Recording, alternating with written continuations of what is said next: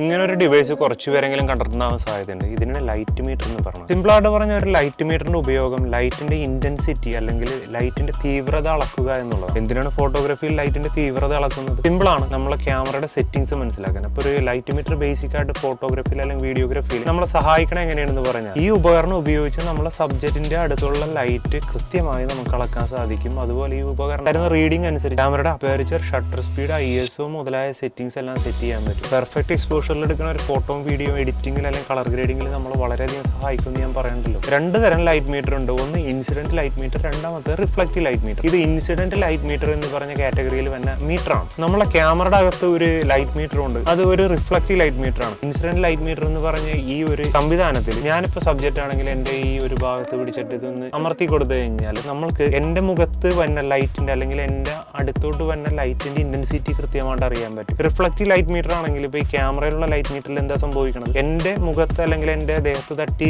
അങ്ങോട്ട് റിഫ്ലക്ട് ചെയ്ത് വരുന്ന ലൈറ്റ് ക്യാമറയിലെ ലൈറ്റ് മീറ്റർ മെഷർ ചെയ്തതിന് ശേഷം അതിനനുസരിച്ച് അപ്പർച്ചർ, ISO, ഷട്ടർ സ്പീഡൊക്കെ കൺട്രോൾ ചെയ്തിട്ടാണ് ക്യാമറ ഓട്ടോമാറ്റിക് മോഡ് അതുപോലെ തന്നെ മറ്റുള്ള പ്രോഗ്രാം മോഡുകൾ aperture priority mode, shutter priority mode ഇതിലെല്ലാം വർക്ക് ചെയ്യുന്നത്. സാധാരണഗതിയിൽ പ്രൊഫഷണൽ ഷൂട്ടുകൾ ചെയ്യുന്ന ആൾക്കാരാണ് ഈ ലൈറ്റ് മീറ്റർ ഒക്കെ യൂസ് ചെയ്യാറ്. ഇങ്ങനെ ഒരു ടെക്നോളജി നമ്മൾ യൂസ് ചെയ്താൽ നമ്മൾക്ക് എളുപ്പത്തിൽ പക്ക പെർഫെക്റ്റ് ആയിട്ട് അല്ലെങ്കിൽ പക്ക എക്സ്പോഷറിൽ ഫോട്ടോസും വീഡിയോസും എടുക്കാൻ പറ്റും എന്നുള്ളതാണ് ഇതിന്റെ അഡ്വാൻറ്റേജ്.